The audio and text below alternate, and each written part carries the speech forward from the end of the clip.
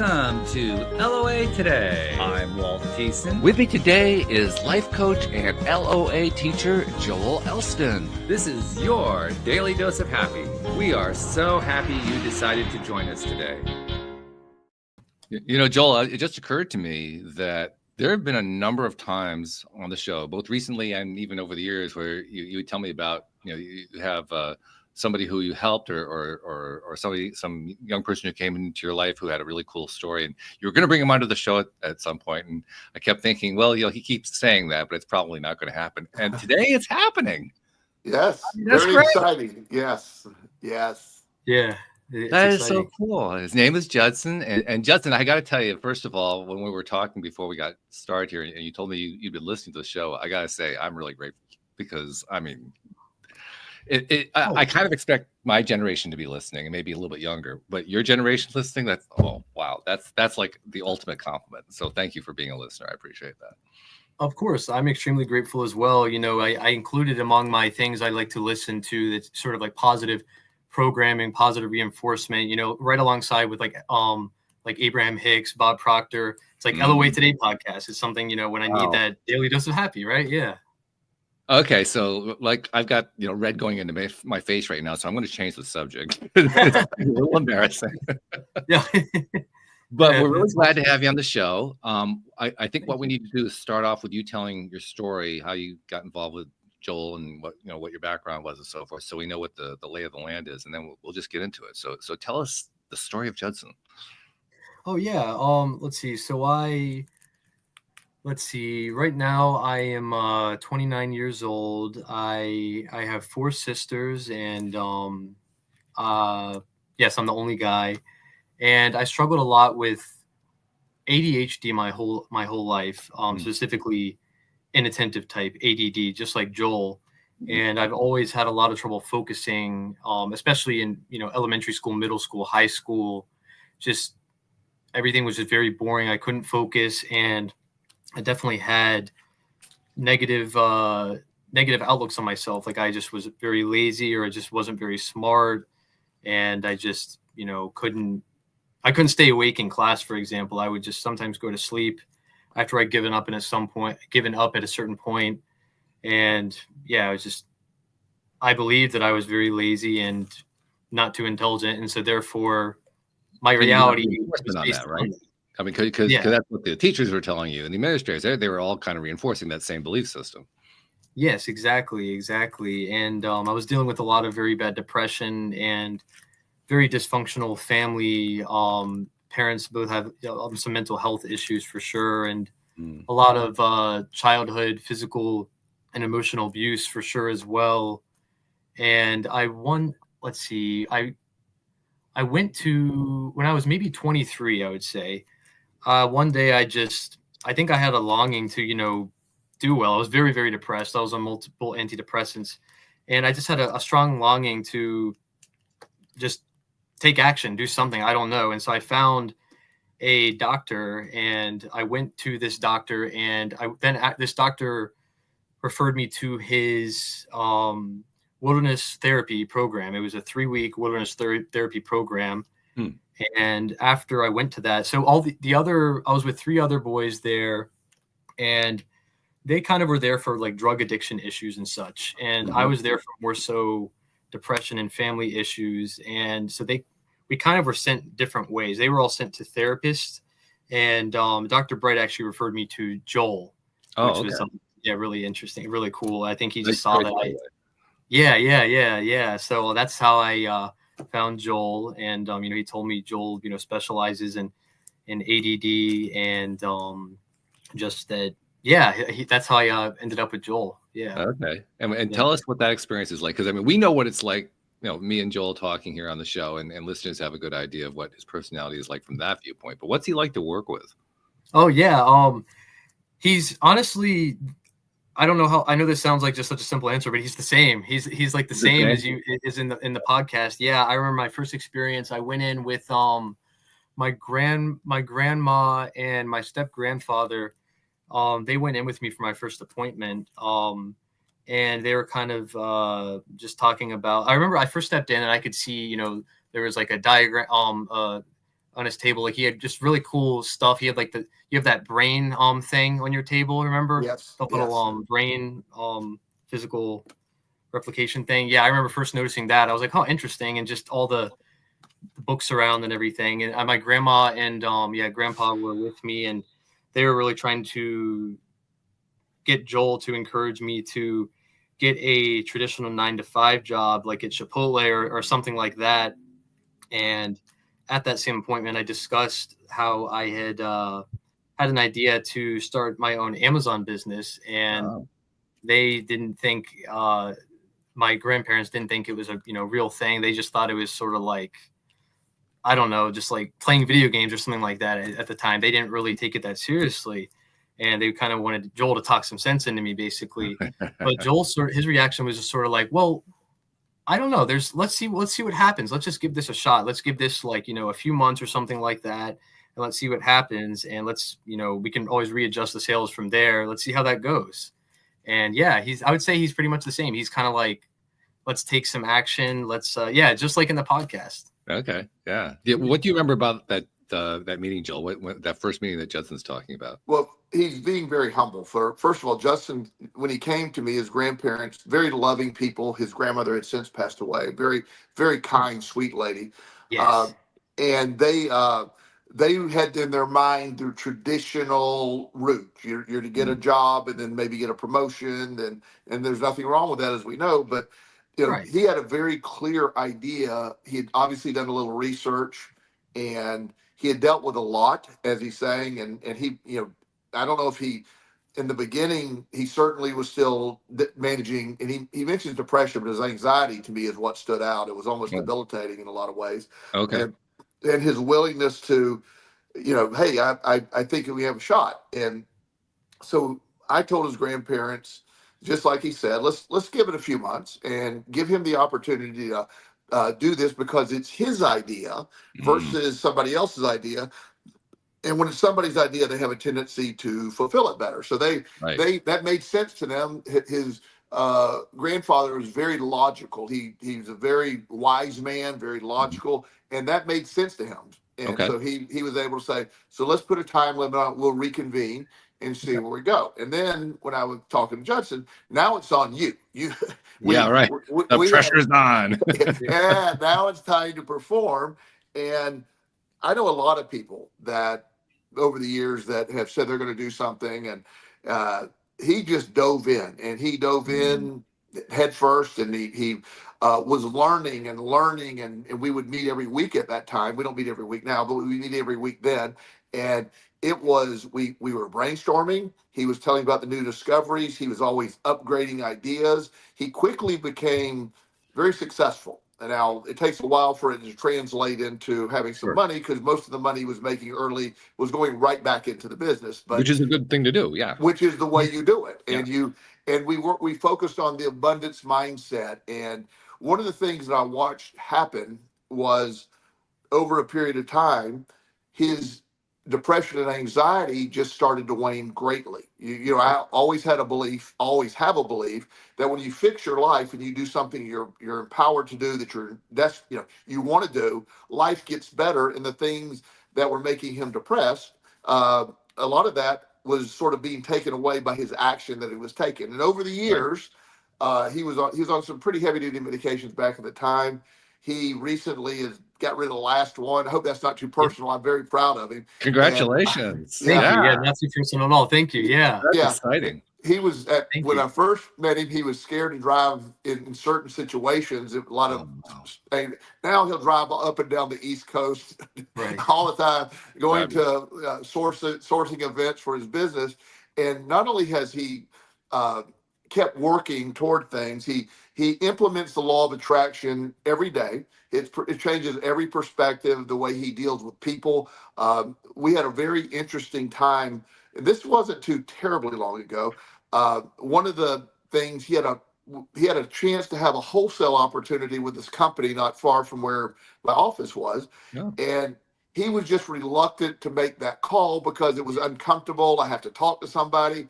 Sure. So we were hoping he would talk to her in the office, but he was able to give the call. He made that call. He eventually became a distributor for that company, and wow. all those things just started. Him making a call now is not a thing at all. I mean, he'll do whatever it has to. He's not. So I've watched his anxiety just basically disappear. His depression. He's one of the happiest people I know, and he did that mainly through the law of attraction. And my dear friend, Dr. Bright, who referred him, and his doctor, of course, he will say that was the incredible medication that he was giving him that gave him that. And so he will not be watching this podcast. I'll just say that's not the truth, but okay. He feels that way, you know? Yeah. But I watched this young man over the last 6-7 years become, very competent in his business. He never stops grinding. He never stops learning. He's always bringing me new ideas. We look at new ideas. Some of those ideas he doesn't like or don't work out, but he's willing to look at all things. And so he lives the law of attraction every day. It affects he's like me, and you, and there's none of that that's going to affect him, what's going on. The outside events have no bearing. We just get up, we do the things we do, just like we said. I told him, like I tell every client, and he knew this anyway. I think we've been through maybe 2 presidents now doing this, but no matter who wins the election, we're going to be good. Yep. That's how it's going to be. And that's what's happened. So now we're at a point in business that he is just on cruise control, not getting too personal. He'll be very successful, very wealthy, invest like we talk about investing. That's fantastic. And I'm just he's an example of someone who can live. We talk law of attraction all the time, but the law of attraction, when you implement it the way Judson's implemented, it cures all this stuff. It doesn't, it doesn't just, my life's better. He's an entirely different person. He's competent. His grandmother, before she passed away, was able to see this version of him. She was very proud of him. His grandfather actually told him once that if he was reluctant for our plan early, but later told Judson that he was very proud of him, and he had never made as much money as Judson made in a year. Wow. And saw that. So his grandmother got to see this incredibly polished version of himself, and I just can't be more proud of him. I see he is someone that he listened, implemented, and never stopped, never looked back. Doesn't mean he didn't have moments of doubt or have a bad this or that, relationship, whatever. Life happens. Yeah. But he's always adjusting the perspective, bouncing back. So that's my story. He's not going to say all that, but I'll say it. Well, somebody's got to say it. That's a good thing. So I'm telling you that I've worked with thousands of people over the years, and I'm very, if they all did this, it would be amazing. They don't all do this. And so that's why I love what he's done. And we have we have become friends on top of our therapeutic relationship. I'll text him, during the week, hey, Bitcoin's up. Oh, Bitcoin's down. But we're very vested and also the last point, and I'll let him talk some, I promise. But the last point is his change. Not getting into anyone else's personal details, but there's members of his family that have dealt with a lot of stuff, but his change has affected them positively as well, because what he tolerates or doesn't tolerate, or he's moved on, he's in a lot, they've been affected in a positive way by his improvement. And that's one of the best things that I've seen happen too. That's exciting. So that's my story. He wasn't going to, like I said, he wasn't going to go into all that, but that's my story. That's it. Yeah, no, definitely. I really appreciate that. That means a lot to me, because not only are you, you've been an incredible life coach. You've been, the person that has inspired me most in this world. You're simultaneously like a dad to me, but also a great friend, like you said. I feel a great energy exchange, and I'm talking to someone who's in that same, vibrational alignment. I just feel, you're a great friend of mine too, and a great life coach. And I'm really, that means a lot to me to hear that. I remember my first appointment with you as well. I remember you recommending The Secret. That's kind of like your go-to law of attraction type thing. I mean, it's I think that's how you first got into it as well. You said it's sort of it doesn't go all the way in, like we always say, but it's a good introduction. And so I think I first watched the the movie first. If I call it a movie, I guess, or Yeah, documentary. documentary movie. Yeah. Yeah, I first watched it and eventually did read the book as well. And I remember thinking, I've always been open-minded, so I always gave it a chance. At first, I was kind of like, I don't know about this. I mean, I was just kind of like, well, I'm going to give it a shot. I don't know, and that's the way I felt. By the way, when I saw the movie, it was exactly the same reaction. I don't know about this, but I'll give it a shot.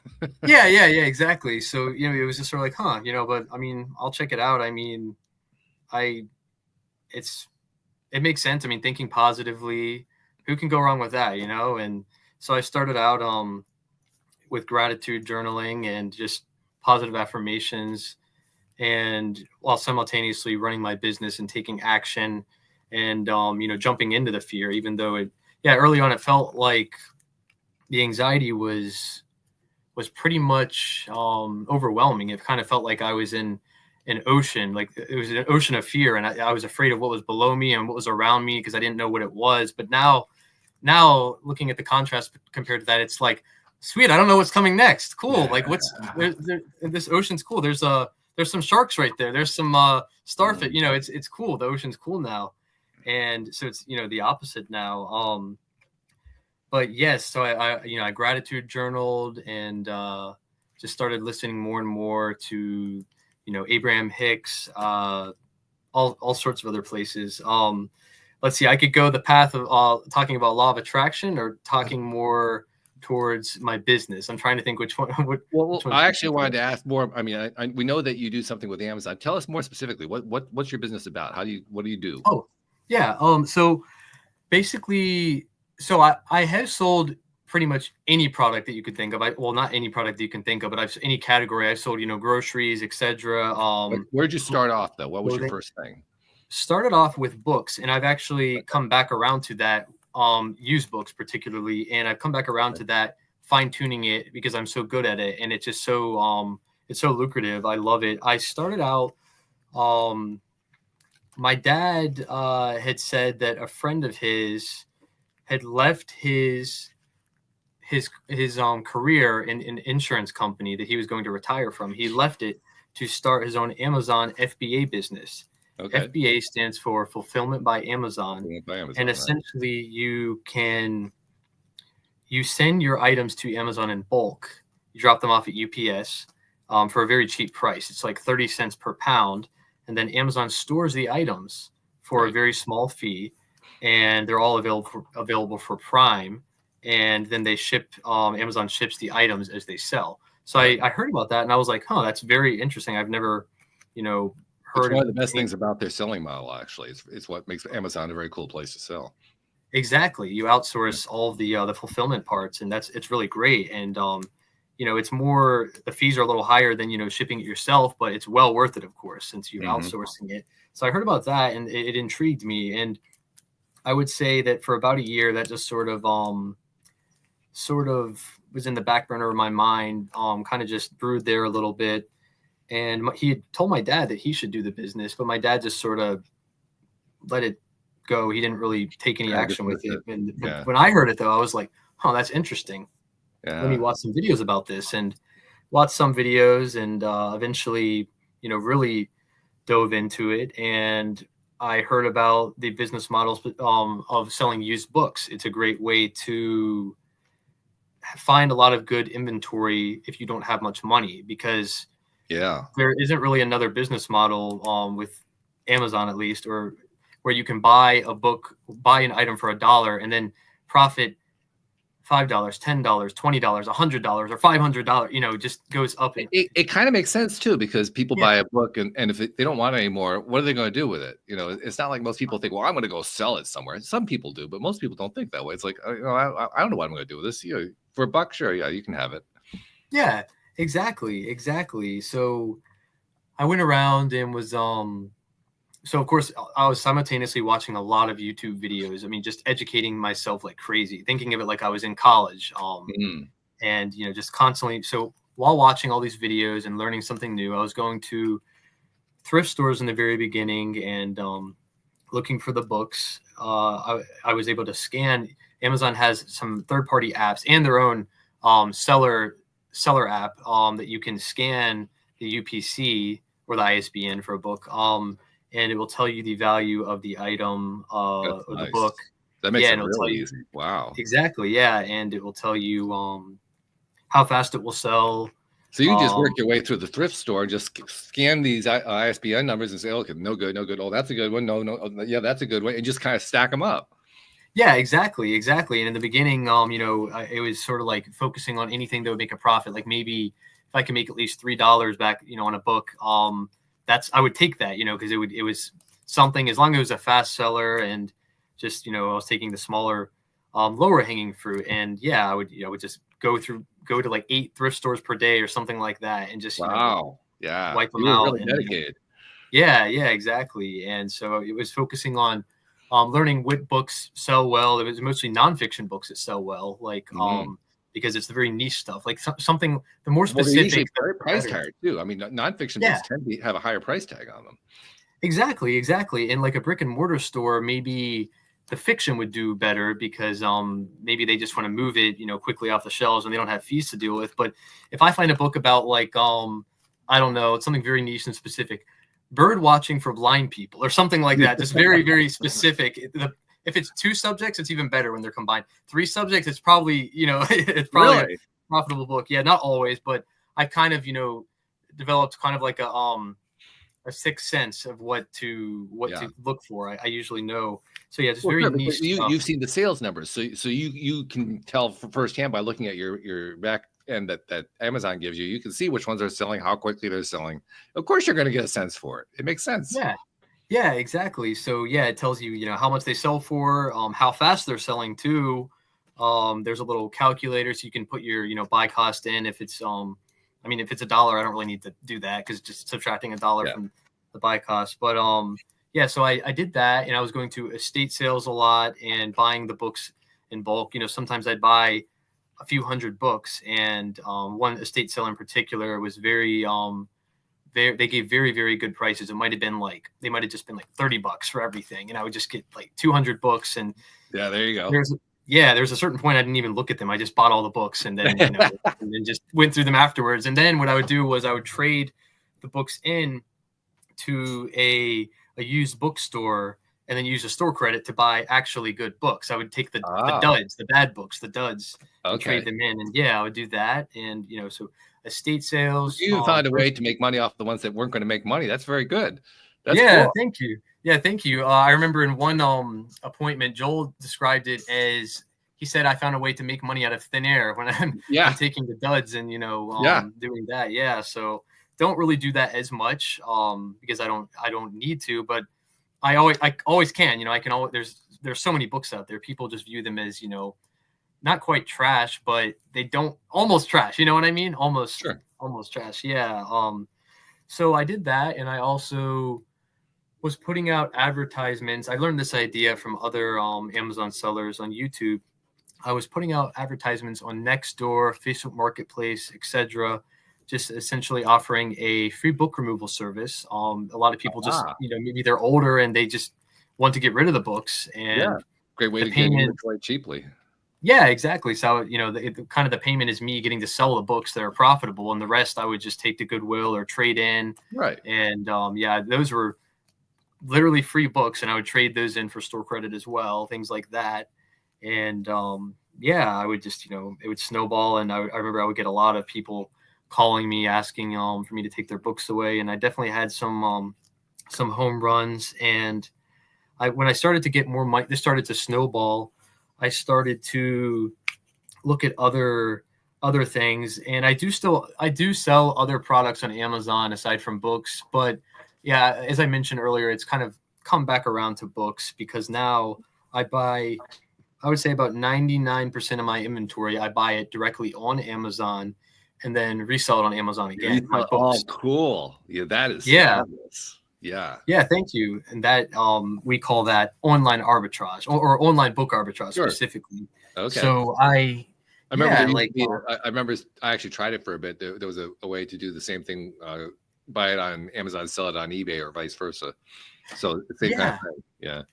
Yeah, exactly. I know a lot of people that do that as well. Yeah, the same thing or vice versa, like you said. I've heard of people doing that from Mercari to Amazon, Mercari to eBay, eBay Yep. to Mercari, eBay to Amazon, and all the combinations for sure. Um, yeah, so I do source some stuff on eBay as well. That's a good point. Mhm. And just finding all these little ways to stack up money, like using cashback services. If I'm already buying the book on eBay, getting 2% cash back, and then putting it Okay. on a cashback card. If someone were to spend I mean, there are sellers who spend $1 million in a year, and then they get 5% back on their sourcing. That's already 50K. It That's adds up. Things like that. Look, they can. Yeah. That's just kind of like the cherry on top, though. Right. But yeah, so I find books I find books on Amazon or eBay that are listed well below their intrinsic value, and then they actually go. This is a new development as of maybe a month and a half ago. I use a third-party prep center now, which is a company. There are a lot of them. They're in every state. They receive my item for a fee, a small fee actually. They receive my item, unpackage it, prep it, put just everything I need to do for it to go out the door. Right. And then they ship everything for me now Nice. to Amazon's fulfillment center. So now I don't have to touch my inventory at all. That's a new development. Yeah. Yeah, thank you. Yeah. Very cool. So at that point, now your job is to provide the new inventory to ship to them. Yes, exactly. So I'm always every day I'm searching for new inventory, whether it's just something below its intrinsic value, or a lot of books are seasonal, like textbooks, for example. I could buy a textbook for $10 and it sells for $40 during August or January, for example. Right. And then, or it could be a $50 textbook in the off season, and then it sells for $100, or something like that. Just now that I have the capital, I'm able to do that. My buying power is a lot higher, and I don't focus on buying a dollar book to make $3 or $5 or $10.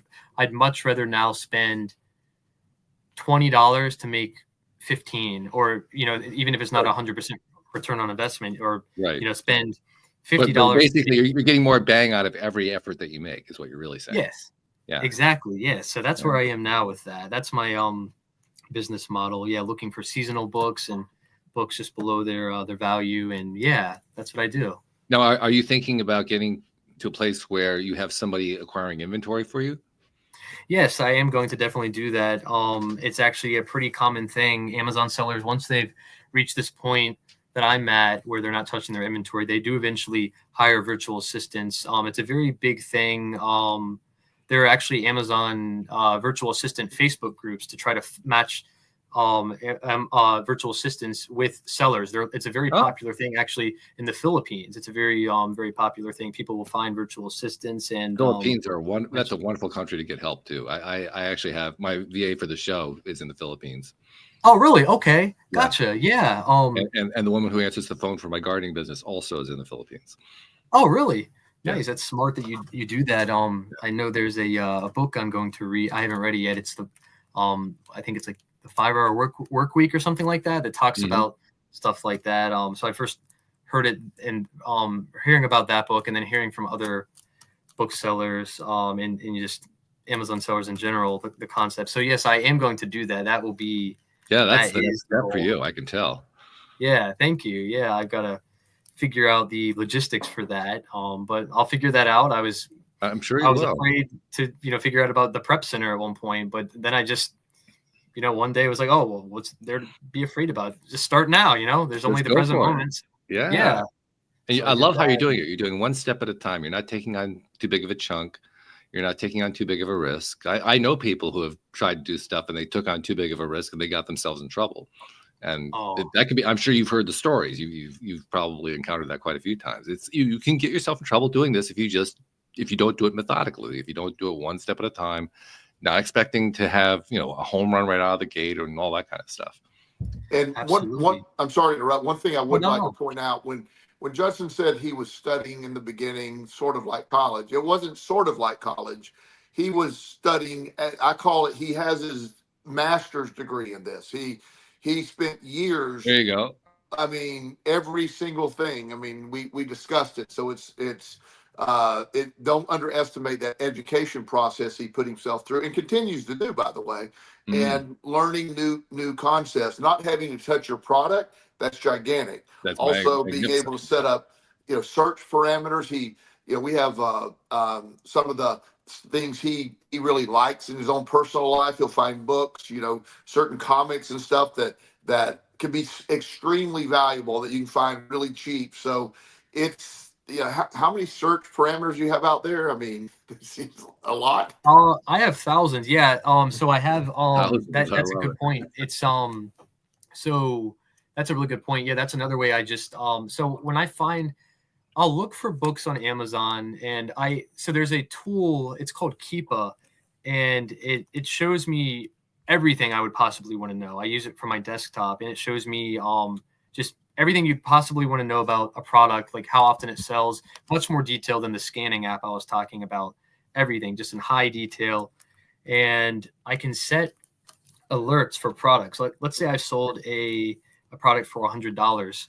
Well, maybe I can see on this on this Keepa graph that sometimes, one of Goodwill stores, maybe a Goodwill or whoever has listed it for $40 or $20, it drops, and I'll get notified if it is below the value that I set. I'll set a notification alert for $40, and if it's 40 below, then I get notified for that. And so that gives me an extra 5 to 10 or sometimes more profitable items per day that are, I get the notification and I just go ahead and buy them. Sometimes someone's already beat me to the punch. I mean, but there are just millions and millions and millions and millions of books and products on Amazon. So it's pretty much impossible for it to be oversaturated. And I see a lot of doom and gloom. Yeah, exactly. I see a lot of doom and gloom on Facebook groups, like, oh, it's becoming too saturated, etc. Well, I'm sure it is becoming too saturated for them because that's their perspective, but not at all. There's not even a dent in it. It's just crazy how there are unlimited ways to make money nowadays. It's incredible. Isn't that really something? You touched on something beautiful there, that it's all their perspective. Because that perspective, my goodness, you just described in 10 words why some people succeed and why some people fail. Thank you. Yeah. I had to really drill that into my mind. It's drilled into my mind though. Yeah. I can tell. Yeah. I think we all could tell. Well, the perspective creates reality, and good or bad, either direction. And either way, when you hear the ranting and raving and the woe is me and the world's falling apart, it is for those people. And it is. Yeah, it is. That Facebook group where they're bitching and moaning about it's true. It's not, they're not faking it. And the reality, like Justin has, that him and I talk about every week, that I get to choose that reality. I get to choose my reality, live in the reality that I choose. And people say you're delusional. I said, maybe, but it's my reality. So it doesn't matter if it matches that. And by the way, I've never denied I'm not delusional. You know that. Well, no, you put up with me. That's kind of a delusion right there. That is right. That's what I was thinking, actually, to be honest with you. But seriously, when all this stuff Justin is describing is, he's very humble and it's even greater than he's describing, but it really is his perspective and his attitude and is the law of attraction that drives all this. Everything he touches with the right perspective and attitude, it turns out amazing because he's expecting it to be that way. And to getting to a point like we were talking, I believe our last session, that he can operate his company from anywhere in the world. He could, he might want to live in, England for a while and operate it from there. He can live wherever. He's also very fond of Japan. He's going to visit there sometime soon, I hope. And so he is going to, he can run it from Japan. Absolutely. And that's the beauty of the model he met. And there's no limit. That's the thing. There isn't any, like it's funny because I have some other people that have done this, and their attitude was never as strong as Judson's. And so there would be some some Amazon changes, and they would be like, oh my gosh, Amazon ruined it because they did this. And Justin's like, no, it's actually sort of better, and blah, blah, blah, blah. And Justin's perspective, it never slowed him down. It didn't change anything. And that's the amazing part is he's maintained that solid attitude, that solid perspective the entire time, which has made him wildly successful. So Judson, I mean, you never really fell into that mindset ever? I mean, it's been, you know, it's tested me at times, especially in the past, you know, when I see all the doom and gloom, you know, someone freaking out, oh my gosh, it's my fees are higher 2 cents per item, you know, or something like that. You know, you know, people just being really extreme. It's the end of reselling, but no, I've never actually fallen into it. You know, earlier on, yeah, when I wasn't quite as I mean, when you first started, there had to be some doubt going on. I mean, that's just natural when you're starting something. Yeah, exactly. I mean, I see, just the other day I saw people freaking out, you know, in a Facebook group, and just going crazy. And there are now some people who are, you know, taking the opposite, the opposing viewpoint, that the positive, abundant viewpoint. They're just, this one guy wrote, this is just doom and gloom. You're not, you know, selling good products if you were, you know, learning how to read the data and learning how to do this. You wouldn't be worrying about this, you know, doesn't really matter. You know, you have to get, prices are always rising, then sell higher priced items. You know what I mean? Just sell more valuable stuff. There's always a solution. Well, actually, one of my gardeners, one of the people who works for me, when she wants to make some extra money, she'll go to thrift stores and so forth, and she'll look for those. I can't remember what the brand is, but there's a brand of women's shoe that's got the red sole, and apparently those are really expensive shoes. So she'll buy them really cheap at the thrift store and put them online and sell them and make a fortune off of them. I'm basically the idea you're talking about. I want to make the big money hit on one sell. It's Smart. cool. Yeah. Smart. Yeah, I love it. Yeah, I love doing that. I do sell, I sell some on eBay as well. Something, some of these books behind me actually are ones that I have listed for sale, and something that's like signed or something very unique, I don't want to sell on Amazon because it will just get lost in all the listings. You know what I mean? It won't, people don't usually read the description notes. Right.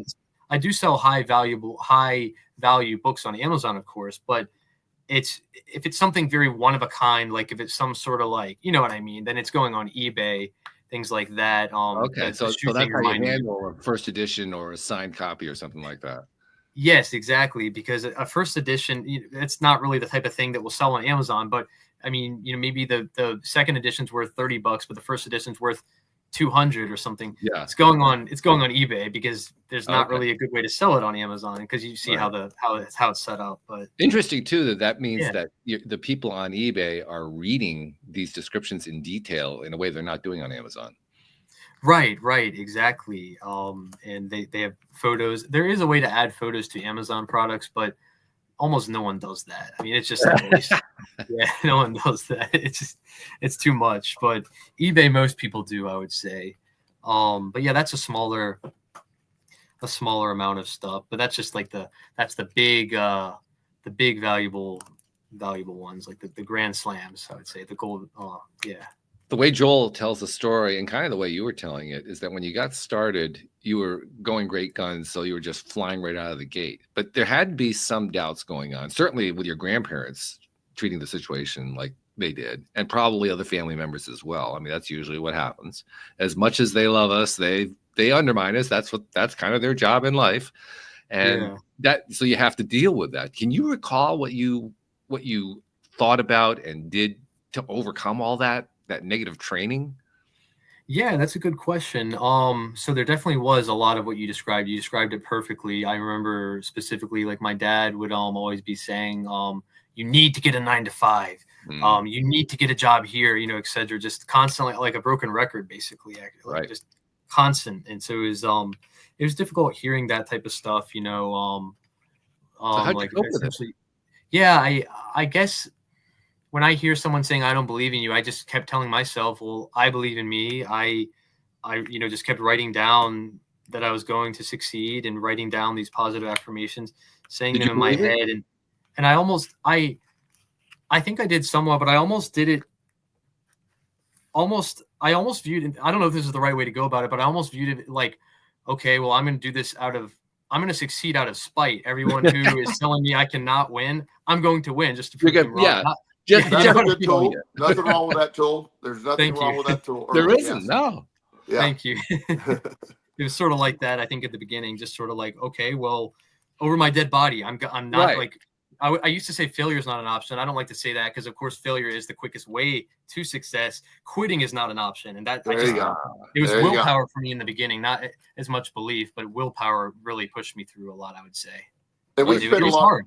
We did spend a lot of time in that reprogramming the subconscious by the mantras and the daily gratitudes. And, if back in the day, if he came in, things were not quite right, or a family member that created an issue, I would point out to him, I would revisit his success.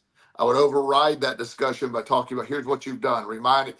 And when he would leave the session, he'd be like, you're right. That's the reality. That's the reality. He juiced up and he's ready to go now. So that reprogramming by pointing out that sort of that neuro-linguistic concept of, let's identify what is right. Where are we at? What has worked? And so when somebody tells you something that you know is absolutely not true, it doesn't have the bearing. When you believe that what they're saying, it does have an effect on you. So by making their statement totally irrelevant, like somebody the other day, just randomly on one of my Facebook posts, it said something bizarre like, you're a fake success. Yeah. What's a fake success? What? Yeah, and I'm like, yeah, okay. I'm like, but that doesn't move that doesn't do anything, because that's not even a reality. That doesn't match. So you can't, somebody saying that doesn't in any way hit home with me. But there was a time that might have hit home with me with some imposter syndrome many years ago, but there's no way that affects me now. So so that's what Justin had to do in the beginning, is that's what we were meeting pretty much weekly, reminding him, this happened, but look at the reality. And that even happened with the medication. Like, okay, your life's better now. I'm not anti-medication, but I'm a believer in medication only as long as you need it. And when you realize life is going really well, do we need this one or that one? And we were able to drop off the meds over time. Right. And even with the ADD meds, it's like he's learned how to master the ADHD brain. And so, we're not always the most efficient thing with the ADD, but we always are. There's a very powerful brain, and with his systems he has in place, that compensates for any ADHD that may be there. Well, Joel often tells us, Judson, that ADHD is a superpower. Is it for you too? Absolutely, it's a super duper power. Yeah, absolutely. I'm very grateful for my mind, and Joel, you're always joking that we have superior minds, actually, and I have to get behind that. Yeah. Yeah. It's an evolution. I really do believe it's an evolution of the brain. Okay. Yeah, we do have powers. I can't deny that. I mean, it did not feel that way early on for sure, but I definitely can see it now, and the whole world will see our superpowers. Yeah.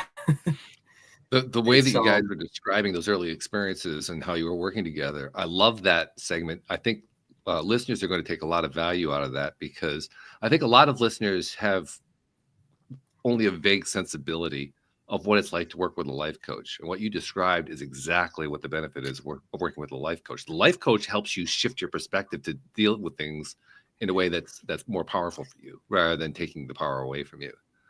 I mean, yes. Absolutely. You go ahead. You comment on it. I don't want to put the words in your mouth.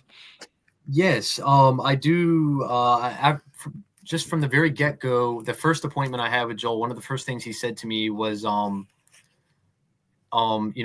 therapist is going to talk to you just about your past and ruminate on that a lot. Right. Not that, as Joel, you always say, neither of us are anti-therapy or anything like that. Sure. More so just anti-staying stuck in therapy. Yes.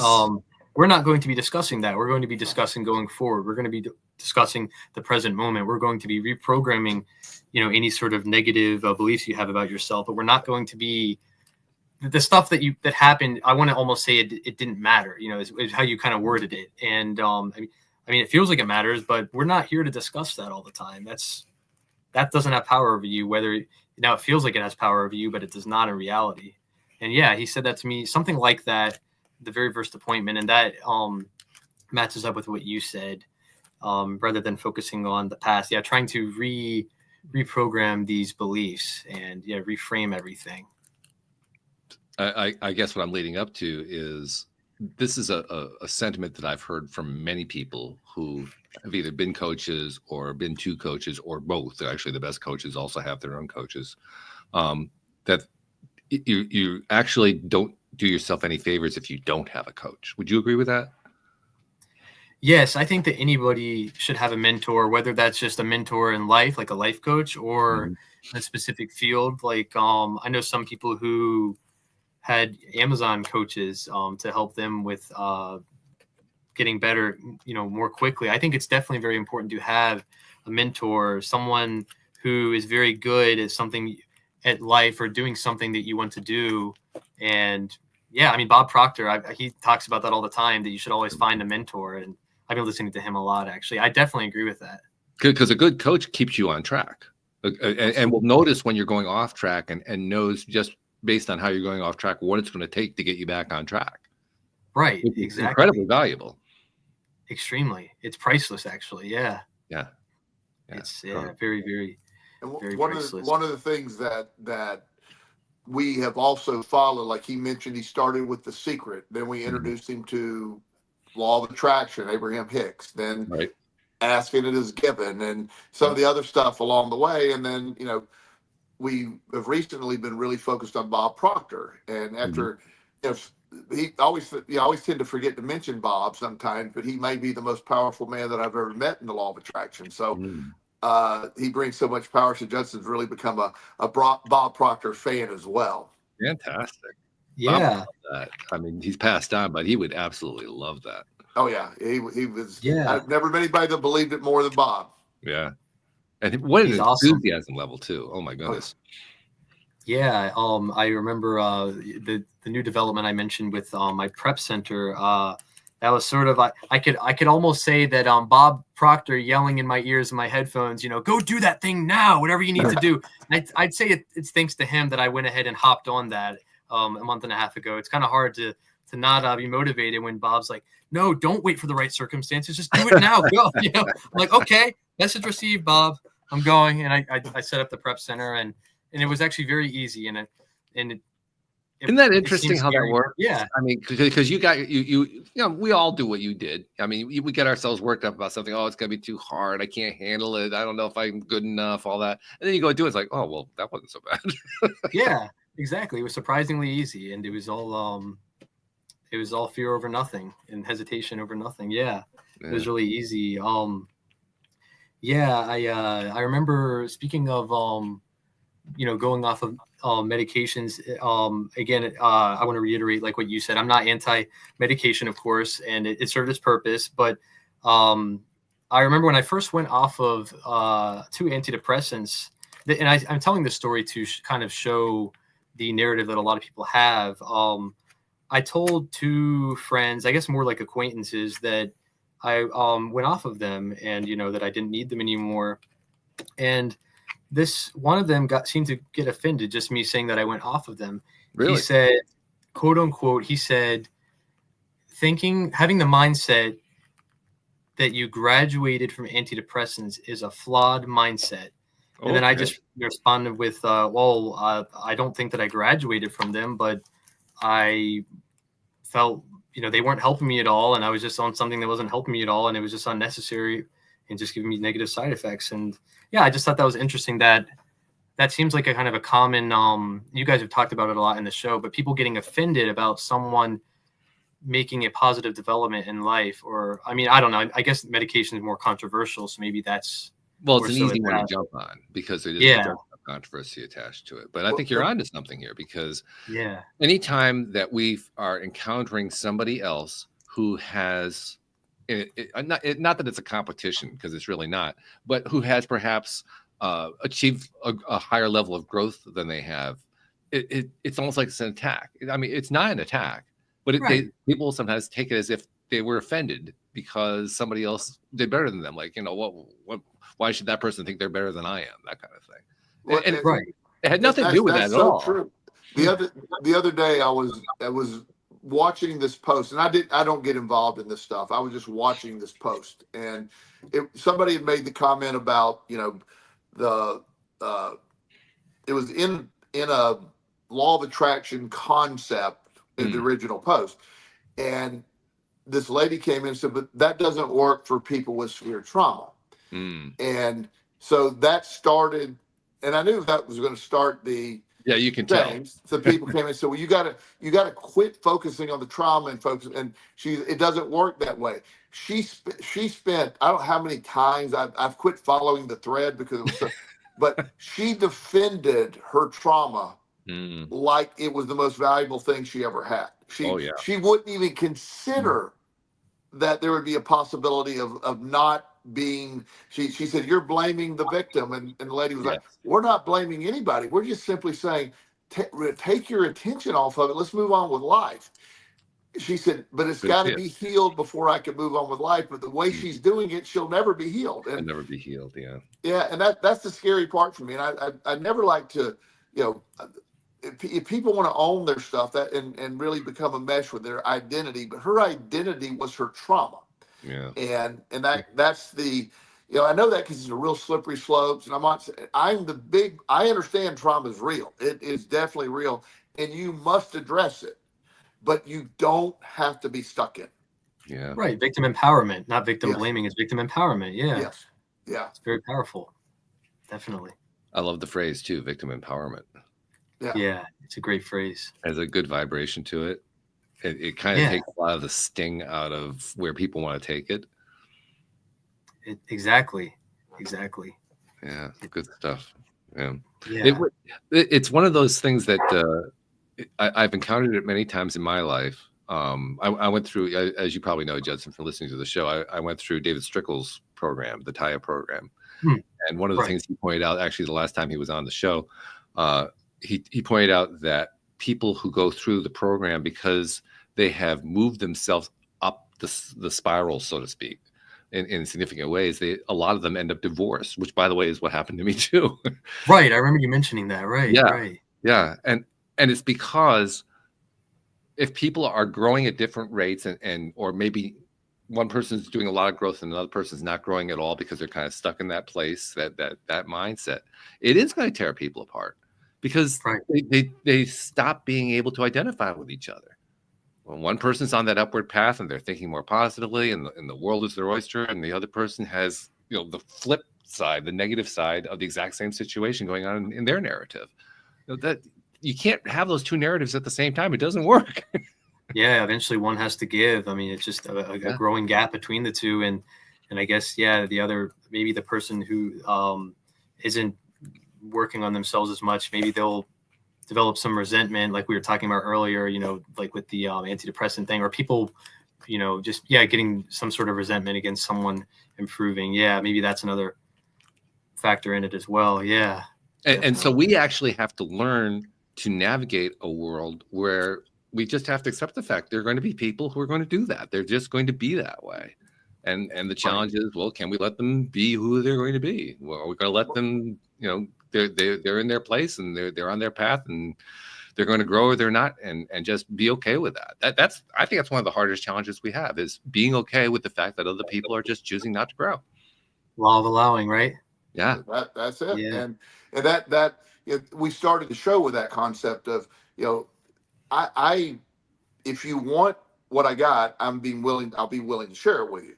Right. But I'm not, if your reality is created by this victimization and all the other stuff, and your life is reflecting that of a victim's life, then I can't undo that for you, because you're the creator of your own reality.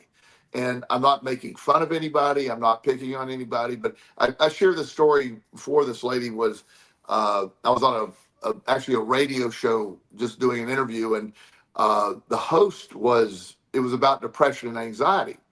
And so I don't know what she thought. She signed me up for the show, so I didn't know what she thought I was going to go. She clearly didn't research me, but so she was talking about, she said, well, Joel, you've been through a lot of stuff.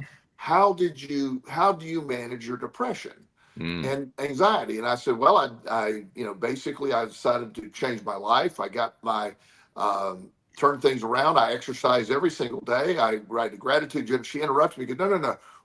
What medicine do you take to maintain your depression? I said, I don't have depression anymore. I don't have anxiety anymore. She said, are you sure? I go, I'm really sure. I promise you I don't. And she was like, well, you didn't do that with things, with exercise and mindset and gratitude. And I said, I'm telling you I did. And she said, then you didn't have real depression and you never really experienced any real trauma.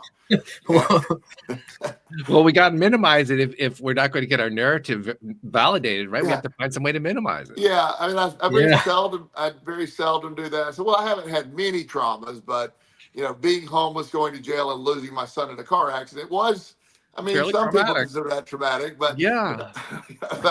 And I'm not trying to jest too much with it, but the idea that she was literally cut me off on the show really disconnected me, because I thought we were talking about all concepts of how to deal with anxiety and depression. I am not saying that exercise fixes depression for every single person. I'm not saying that. Right. I am telling you this. Exercise certainly will help to some degree with depression, even if you have medication. I promise you. Mm-hmm. It works. It helps a little bit. For me, it's what I needed. And that's another thing. Justin's really getting into his weightlifting too, his latest thing. Oh my goodness. He's doing. Yeah, So we've added that. The idea that your reality is going to respond to your solutions is in that same category. So my solutions, they're based on what I believe. They're guaranteed to work because I believe in them so much. That's and I admit that. I'm not saying this works for everybody. If you go exercise and you do it with a really negative attitude, say this is ridiculous, it's not my depression, it may not work. Well, you probably won't stick with it. You won't stick with it. Right. But I go in with first of all, that's my sort of my social life, and everything else is the gym. It's great. It's fantastic. I love the gym. So I go in with a great attitude. Love what I'm doing. I love to.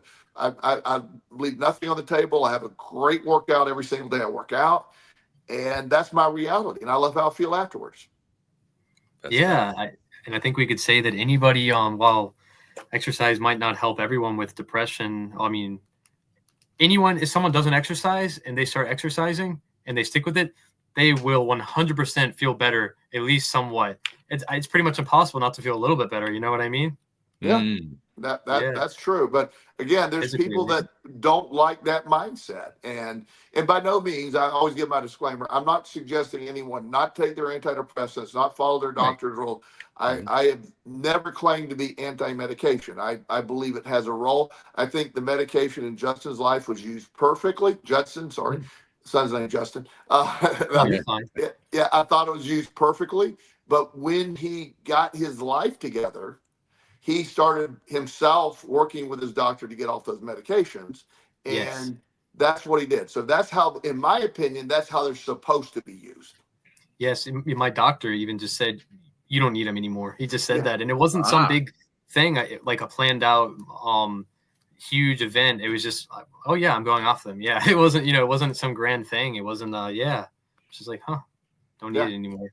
Mindset change. Unlike the story that Joel's told us about another young man he worked with quite a bit younger than you, who basically fired his psychiatrist, and the psychiatrist kept looking at Joel saying, what the hell are you doing here? That was, when you see that, and the everything that, one day, Justin, I haven't talked him into this all the way. He's going to write his own book one day. And, and so his story is so amazing, because I think one of the reasons it happened is he was a younger 23, right? When we first started meeting.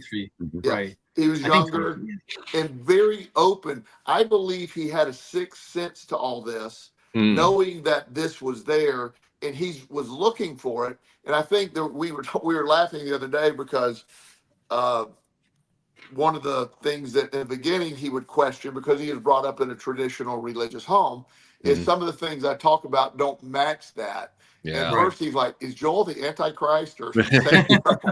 Sure. Yeah. That's natural. That would be a normal kind of response, because that's why you were brought up. Yeah. Right. Yeah. It was it's exactly like you said. And I don't want to come across like I'm speaking badly about anyone's religion, but I was essentially in a cult, and that's sort of wow. I mean, in a way, you know what I'm saying? Because if I'm just thinking this man is telling me a different perspective that is the opposite of my Christian religion. And anyone would tell me that I need to think that that's actually the devil trying to talk to me about, I don't know. I just think, I don't know. It was like, it kind of felt like a cult-like mindset. And exactly. Do you remember what your reaction was the first time Joel mentioned law of attraction to you?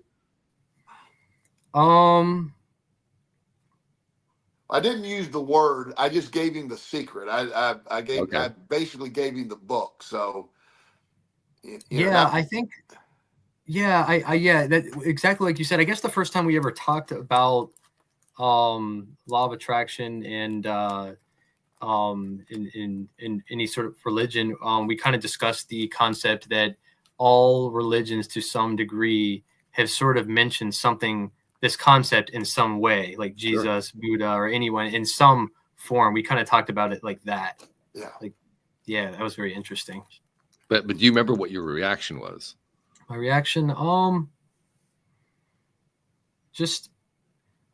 came from an open-minded point of view, but also just sort of like, well, I don't know. Could it really be this simple? Was I missing this simple yet powerful thing my whole life? I don't know. I was like, like that. Yeah. So somewhat open to it, but kind of doubtful all at the same time. Kind of doubtful at the same time. I was like, wow, I really missed this. This very big thing. Yeah, I was kind of not skeptical. I don't want to say because I was open-minded to it, but kind of doubtful. I would say, just like, But I was like, we all are. I mean, in the beginning, I had the same. When I was getting this, I was pretty much the same way. Could it be this easy? Is it not this complicated? Is it? What if I gave up my victim mindset? What do I have? That's all I had at the time. Right. Yeah. Same here. Yeah. Yeah. It was, Well, it's what led me to start the podcast. It was literally that description, what you just gave there. Like, is it really that simple? Does it actually work? I couldn't believe it would actually work. That's why I had to have a podcast to have people tell me, yeah, it actually works. Right. That's right. The problem is it's even simpler than we started. That was the problem. We overanalyzed it so much. We were very good at overanalyzing it. I mean, everybody has to have a skill, right? Yeah. So we kept saying, was it really that easy? And it's like, it's absurdly easy once you understand it. Mm-hmm. Yeah, one emotion feels good, one emotion feels bad, as Abraham said. Yeah. Let's go with a good one. That's pretty much it. Yeah, and exactly. So that the reality of all this. But as I said, in the beginning, this young man really demonstrates what. Not just the law of attraction, but it was sort of the cornerstone, but the mindset, the work ethic, the willingness to go to school, so to speak. There wasn't a school for Amazon arbitrage and all the other stuff. So he made his own school. He learned it all, and he's still learning. He's still researching. And so if the ultimate success mindset is Judson. If you did what Judson did, you're going to be rich. That's that simple. That's fabulous. Thank you. Judson, many times I've talked here on the show about how, oh my God, the hour went by fast. Now, do you understand what I mean? I do understand what it's like now from this side of the show. You often say this hour went by fast, almost every show I'd say. And now I understand this side of the perspective. It's crazy. This hour went by very fast. Yeah. It's a lot slower when you're listening to it. It's a lot faster when you're doing it. And if you really love it, it just races by. Yeah. I can't believe I can't believe it's already been an hour. Wow. And also, I'm sincerely grateful, as a client, and you didn't have to do this, and there's all kind of confidentiality, and I've double, triple checked with you. You're okay with this. You're a success story. I'm grateful that you're on the show today. I'm grateful to have you as a client and a friend. I'm very grateful too, for everything that you just said. And there was a time in my life, just to give another comparison and contrast, I would have been too afraid to do this, just too nervous. And now I felt just fine doing it. I was kind of more so, maybe not anxious, but just a little bit excited, actually, I would say. My heart raced a little bit out of excitement. This is cool. I get to talk to two very like-minded people who are on a very similar vibrational alignment with me. It just feels great. Yeah. It's awesome. Congratulations, by the way, on all those mindset shifts you've made. Thank you. I really appreciate it. Thank you a ton. And I'll also tell you, you know this from listening to the show. I'll tell you what I tell my other guests too, because I know you don't do lots of podcasts or anything like that. This is really like your introduction to it, but you did do it, and you're helping people in ways that you don't even know you're going to be helping them, but they are going to be helped by it. You know, so you deserve the same thing. Thank you for what you're doing, because you're making a difference in this world. Yeah, of course. I'm really grateful to anyone who's helped me, and I'm grateful for any opportunity to help someone else. I really think that the ripple effect is strong. One little ripple can create many other ripples and just spreads. And there's a lot of negativity in the world, but there's a lot of love and positivity in the world. And I think that's more powerful. And that's what I'm going to focus on. And if it's more powerful to me, then it will continue to be more powerful. So I'm grateful for it. What a great finishing statement that is. Strong. Thank you. He just summarized it in one sentence there. Did you notice that? Fantastic. Yes. Absolutely. Thank you. So, Thanks, Joel, thank you for bringing Judson on. I mean, you brought somebody this time. This is great. Well, we're gonna revisit Judson again in 6 months and have him back on. Excellent. Good, all yeah. right. Yeah. So, all right. Good. Well, then I'm going to put you on the spot here. We're kind of over, but that's all right. I'm going to put you on the spot here. 6 months from now, what do you think is going to be better? What do you think is going to be different? I think that it will have hit me that I'm able to travel anywhere in the world, or, anywhere in the country, anywhere, and run my business from there. And I will have done a lot more traveling.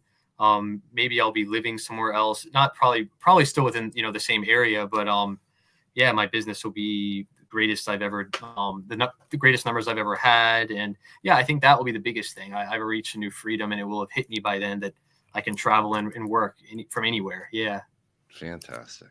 Wow. Well, thank you. Thank you for coming on and telling the show, telling the people your story. I know you've inspired people. I know that there are people who are listening to this. I swear, I really believe this is true. There are people who are listening to this who are thinking, maybe I should start doing an Amazon business because of your story.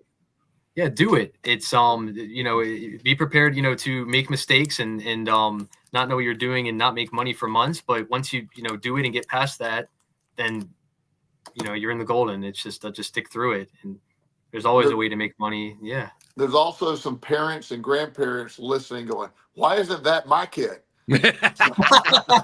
Thank you. Thank you both. You both are huge inspirations of me, and I look forward to every week's podcast. So yeah. Oh yeah. Okay. I'm getting red in the face again, so I got to close here. So thank you guys very much. Thank you, Judson, for joining us. Really do appreciate it. Thank you. And thank you to our podcast listeners everywhere. We'll see you all next time here on LOA Today. Hey guys, Goodbye, everybody. thanks. Take care. Bye.